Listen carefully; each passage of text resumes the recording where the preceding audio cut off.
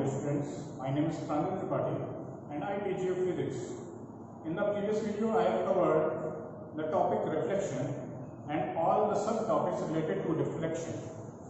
Also I have told you about the process of refraction. What is reflection? I have told you in the previous video. Also I have told about what is optically rarer medium and what is denser medium. तो अभी पिछले video में आपको दो तीन चीजें मैंने बताई आपको कि रिफ्लेक्शन क्या होता है, उससे रिलेटेड टॉपिक्स थे, इमेज फॉर्मेशन के वो सब बताया, कॉन्वेक्स मिरर में कैसी इमेज बनती है, कॉन्केव मिरर में कैसी इमेज बनती है, वो सब भी मैंने आपको बताया। और लास्ट टॉपिक जो आपको बताया था वो था रिफ्रैक्शन क्या है और ऑप्टिकली रेयर मीडियम किसे कहते हैं और ऑप्टिकली डेंसर मीडियम किसे कहते हैं। अब जो नेक्स्ट टॉपिक हम लोग पढ़ने जा रहे हैं that is refractive index. So this is chapter first, light, reflection and refraction. This is our chapter name. Now we will study what is refractive index. Refractive index है क्या एक्चुअली? अब हम लोग पढ़ेंगे कि रिफ्रैक्टिव इंडेक्स है क्या। तो रिफ्रैक्टिव इंडेक्स की as the name indicates refractive index, इसमें ये एक ऐसा नंबर है जो कि ये बताता है कि जो पहला दो मीडियम होंगे जिसमें एक लाइट एक मीडियम से दूसरे मीडियम में ट्रेवल करेगी, तो जाहिर सी बात है एक रेयर मीडियम होगा एक डेंसर मीडियम होगा। तो जो रिफ्रैक्टिव इंडेक्स है ये एक ऐसी वैल्यू है जो आपको बताती है कि जो दूसरा मीडियम है वो कितना ऑप्टिकली डेंस है। एक इससे आइडिया लग जाता है कि जो दूसरे मीडियम में लाइट गई है ट्रेवल की है वो मीडियम कितना डेंस है। जितनी ज्यादा रिफ्रैक्टिव इंडेक्स की वैल्यू होगी, the more the value of refractive index the more optically denser the medium is. तो ये चीज आपको क्लियर होनी चाहिए कि रिफ्रैक्टिव इंडेक्स है क्या। रिफ्रैक्टिव इंडेक्स एक्चुअली एक ऐसा नंबर है जिससे कि दूसरा मीडियम हमें पता चलता है जो जिसमें लाइट ट्रेवल कर रही है दूसरे मीडियम में वो कितना ऑप्टिकली डेंस है। आपकी डेफिनेशन भी दी गई है कि the extent to which the change in the direction of light takes place in the second medium, the extent to which the change in the direction of light takes place in the second medium is displayed or indicated by refractive index. तो refractive index एक ऐसा number है जिससे कि direction of light में कितना changement हुआ। जाहिर सी बात है जब दूसरा मीडियम होगा कितना डेंस होगा, जितना ज्यादा डेंस होगा उतनी ही लाइट रे जो है वो नॉर्मल के टुवर्ड्स बेंड होगी। तो जो बेंडिंग है सेकंड मीडियम में वो पता चलती है रिफ्रैक्टिव इंडेक्स से। So let us discuss the formula of this refractive index. सबसे पहले क्या करते हैं, let the speed of light in the first medium is, हम लोग मान लेते हैं v1 मान लेते हैं। Let the speed of light in medium 1 v1। तो स्पीड ऑफ लाइट मीडियम 1 में क्या है v1 है, and the speed of light in medium 2 will be, and the speed of light in medium 2 be v2। जब दोनों में ही आपने speed देख ली, मीडियम 1 में आपकी स्पीड है v1 और मीडियम 2 में स्पीड है v2, देन रिफ्रैक्टिव इंडेक्स को हम लोग डिस्प्ले करते हैं, शो करते हैं 1 and 2 से। 1 and 2 का मतलब क्या है, दूसरे मीडियम का refractive index with respect to first medium. जो सेकेंड मीडियम था जिसमें लाइट रे ट्रेवल की थी, उसका refractive index with respect to first medium, तो इसको ऐसे लिखते हैं medium 1 and medium 2 is equal to V1 upon V2।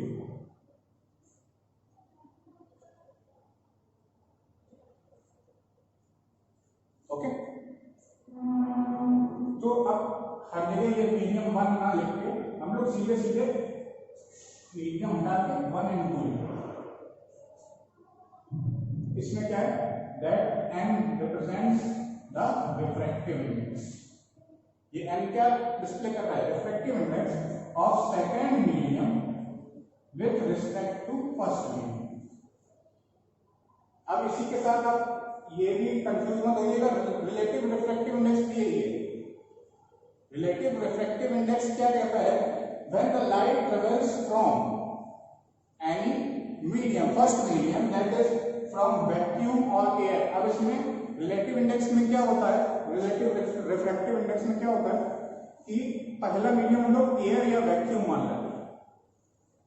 जो उसमें फर्स्ट मीडियम था उसको एयर या वैक्यूम मान लिया, तो उस एयर या वैक्यूम के रिस्पेक्ट में जो सेकेंड मीडियम की जो रिफ्रैक्टिव इंडेक्स है वही कहलाती है रिलेटिव रिफ्रैक्टिव इंडेक्स।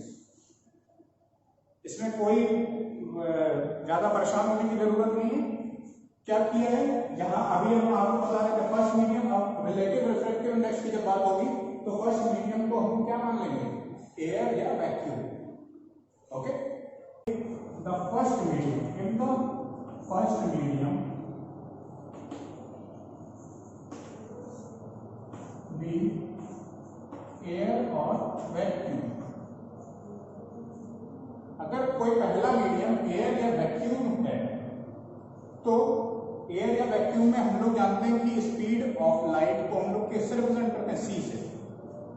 तो यहाँ पर v की जगह हम लोगों ने क्या रख दिया, n इक्वल टू v की जगह रख दिया c और ये v लिख दिया। सेकेंड मीडियम में जो स्पीड होगी, this is the speed of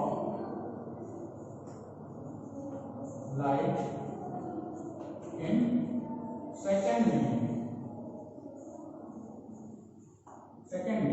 और this is speed of light in vacuum. Okay, I hope it is clear now. अब क्लियर हो गया होगा कि रिफ्रैक्टिव इंडेक्स क्या चीज है। Now our next topic is laws of refraction। अब हम लोग पढ़ेंगे अपना नया टॉपिक जो कि है laws of refraction.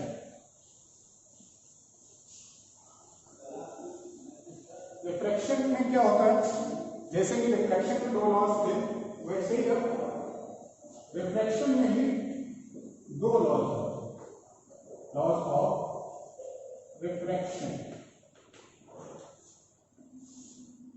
First law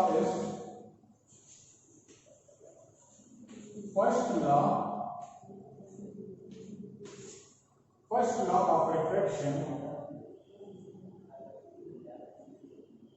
indicates that all the three rays, incident ray, normal and refracted ray, all lie in the same plane, or we can say that all these three rays are coplanar. Coplanar means all these three rays, all three rays जो कि है incident ray, normal and refracted रे, ये सभी क्या है, coplanar. Coplanar means single plane, एक ही प्लेन में लाई करेंगे। अब बात करते हैं second law of refraction. Second law क्या कहता है,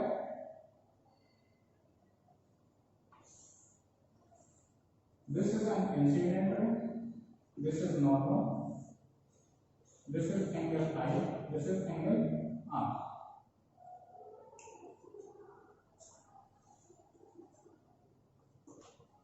Incident ray and refracted ray. This is angle of incidence and this is the angle of refraction.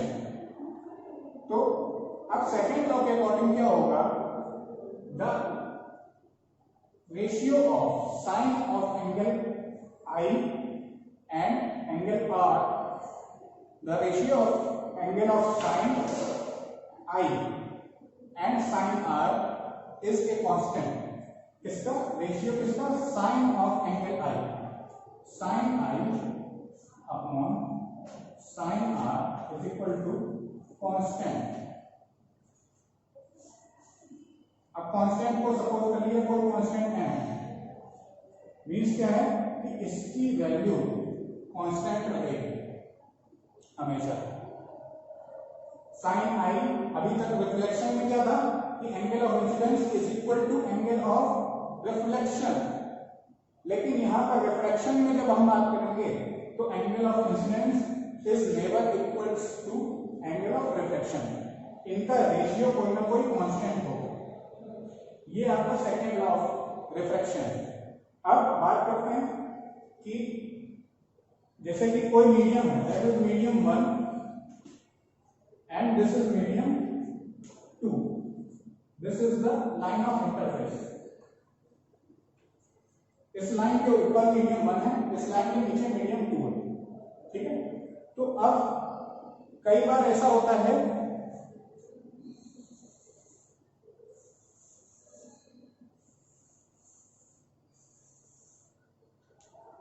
कि ये एंगल बाय चांस मान लिया 30 का, ये मान लिया 60 का. ठीक है. तो अब क्या करेंगे कि इसकी जो इसमें डाइवर्जन होगा उसी रेशियो में ये जो रिफ्रैक्टेड रे वो नॉर्मल के टुवर्ड्स बेंड होगा उसी रेशियो में. फॉर एग्जांपल ये आपकी रे अभी ऐसी होगी, ये हो गया 60. तो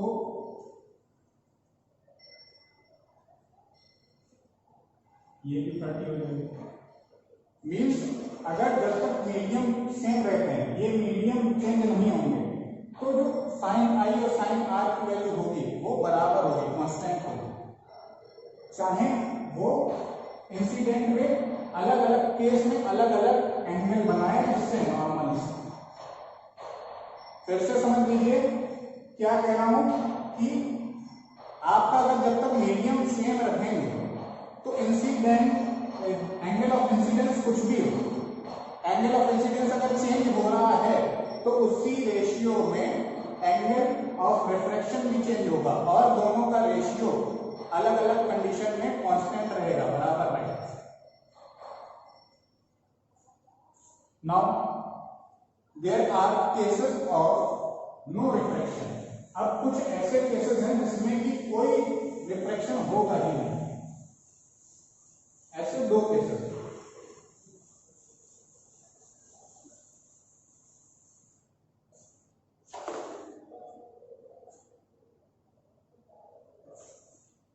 Cases of no refraction.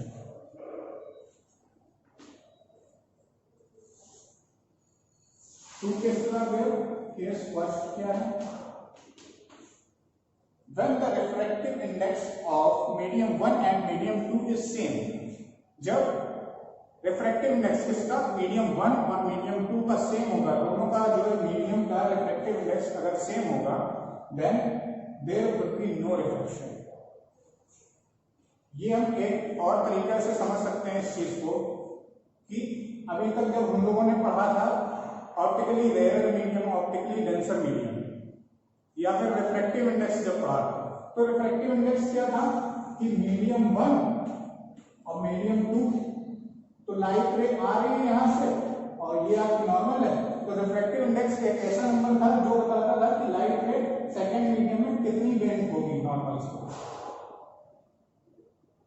लेकिन अब जब यहां पर मीडियम 1 और मीडियम 2 में कोई डिफरेंस ही नहीं है तो लाइट रे के पाथ में कोई डेविएशन होगा ही नहीं, कोई रिफ्रैक्शन नहीं होगा। जब मीडियम 1 और मीडियम 2 सेम है, रेयर डीन डेंसर का कोई चांस ही नहीं, कोई बात ही नहीं होगी रेयर, क्योंकि दोनों मीडियम तो सेम। तो लाइट रे जिस डायरेक्शन में आएगी उसी डायरेक्शन में चली जाएगी। सेकंड कंडीशन क्या है?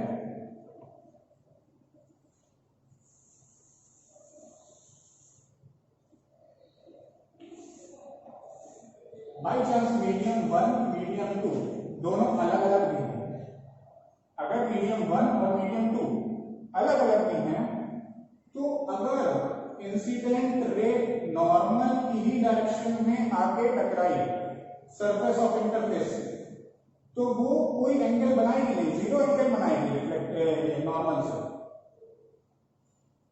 आप लोग देख सकते हैं कि जो इंसिडेंट रे जो आई है वो नॉर्मल से 0 डिग्री बनाएगी। रिफ्रैक्शन है क्या? रिफ्रैक्शन एक ऐसा फिनोमेना है कि जिसमें इंसिडेंट रे नॉर्मल से क्या होती है? बेंड होती है, डेविएट होती है अपने पास से।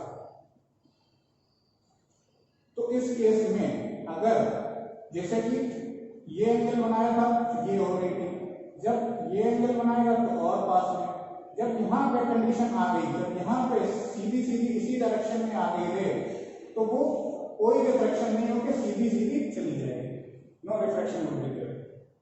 आई hope it is clear now. अगर आपको रबी में कोई डाउट है तो आप व्हाट्सएप पर पूछ सकते हैं। So students, now we will discuss what is the direction of bending of light. There are two cases regarding the direction of bending of light। अब ये आपको शायद बातों में मैं बता चुका हूं पहले भी कि डायरेक्शन क्या होगी लाइट बेंडिंग की। तो केस इसमें भी दो है। केस फर्स्ट क्या है? when the light travels from medium 1 to medium 2, if the medium 1 is optically rarer medium and medium 2 is denser medium, अगर दूसरा मीडियम डेंसर है तो incident ray of light will bend towards normal.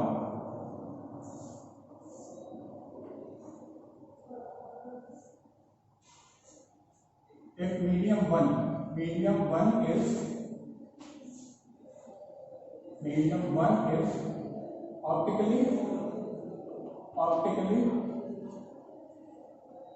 rarer, अगर medium 1 optically rare medium है and medium 2 is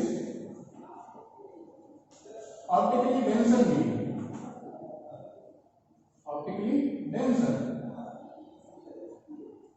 then the incident ray of light will bend towards normal। इसका देखिए original path ये था लाइट रे, but since the medium 2 is optically denser medium, so it is bent towards normal, the refracted ray bends towards normal। second case क्या है?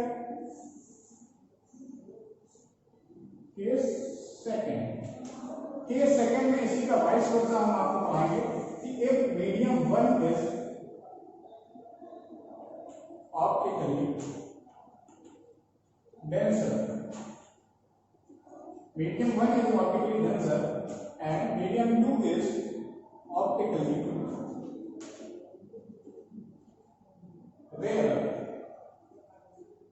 जब ऐसा होगा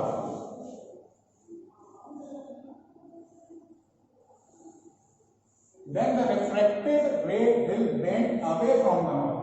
जो refracted ray है वो नॉर्मल से क्या हो जाएगी? अवे बेंड हो जाएगी।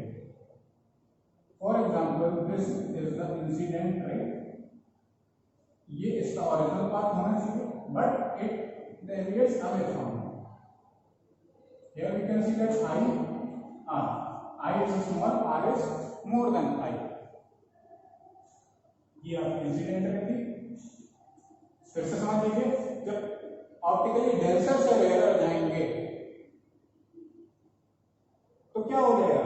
लाइट रे बेंड अवे हो जाएगी, नॉर्मल से दूर भागेगी। लेकिन जब ऑप्टिकली रेयर से डेंसर आएंगे, मतलब हम नहीं आएंगे, लाइट रे आएगी। कोशिश करिएगा समझने की। लाइट रे अगर ऑप्टिकली रेयर से डेंसर आएगी तो वो नॉर्मल से अवे नहीं भागेगी, पास आएगी, bend, it will bend towards normal. I hope it is clear now. Now we will study the refraction through glass slab. This topic is very important. Often comes in your examinations. Refraction through a glass slab.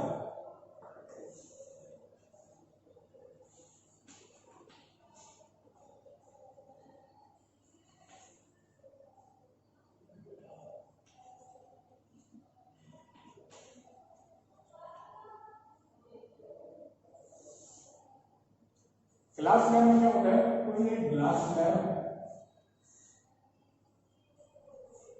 ये आपकी normal,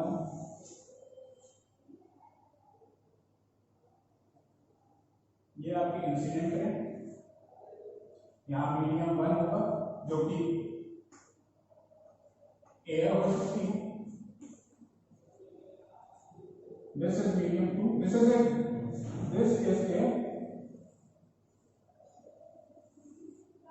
this is a glass slab. ये एक glass की slab है, इस पर क्या हुआ, इंसिडेंट रे आई। तो क्योंकि मीडियम 1 जो है एयर है, और एयर का मीडियम ऑप्टिकली कैसा है, रेयर है, और मीडियम 2 है ग्लास, मीडियम 2 है ग्लास। ग्लास कैसा है, ऑप्टिकली डेंसर मीडियम है। तो क्या होगा इंसिडेंट रे का, it will bend towards normal। क्या होगा, नॉर्मल के टुवर्ड्स बेंड हो जाएंगे।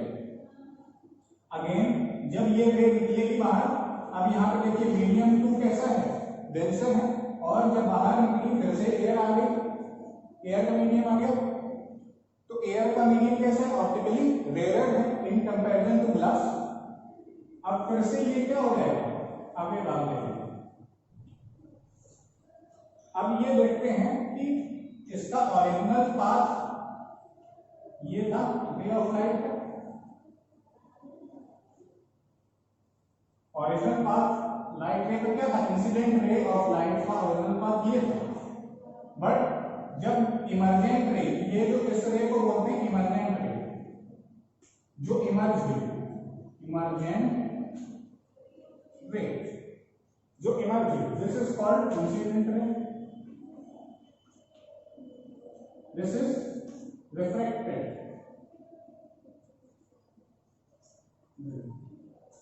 और ये इमर्जेंट रे निकली, ये उसकी ओरिजिनल जो डायरेक्शन थी रे ऑफ लाइट की, उसके पैरेलल होती है। देखिए आप देख सकते हैं कि ओरिजिनल रे की जो डायरेक्शन है ये, और इसकी भी डायरेक्शन ये है, इसके ये पैरेलल लाइन है, ये लाइन के ये लाइन देखिए पैरेलल। तो जो रे निकली है वो पैरेलल होती है किसके, ओरिजिनल इंसिडेंट रे की डायरेक्शन के, और इनके बीच का जो परपेंडिकुलर डिस्टेंस है, this is called lateral displacement. इधर लिख देता हूं, this is called, this is what, lateral displacement। okay,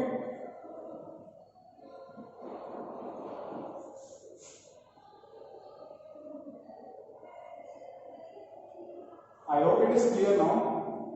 This is incident ray. When an incident ray enters into a glass slab, it is slightly deviated towards normal, and when it emerges out from the glass slab, it deviates away from the normal। अब इसके लिए देखिए, इसके लिए normal लगभग ये हो गया, दोनों के लिए अलग। पहले नॉर्मल ये रहा, क्योंकि इंटरफेस में ये देखते हैं पॉइंट ऑफ इंसिडेंस पर, पॉइंट ऑफ इंसिडेंस पर ही तो नॉर्मल देखा जाता है। अब इस पॉइंट ऑफ इंसिडेंस देखिए, ये नॉर्मल। अब ये देखना है कि इंसिडेंट रे की जो डायरेक्शन थी वो ये थी और इमर्जेंट रे की जो डायरेक्शन थी ये, दोनों ही डायरेक्शन आपस में पैरेलल है।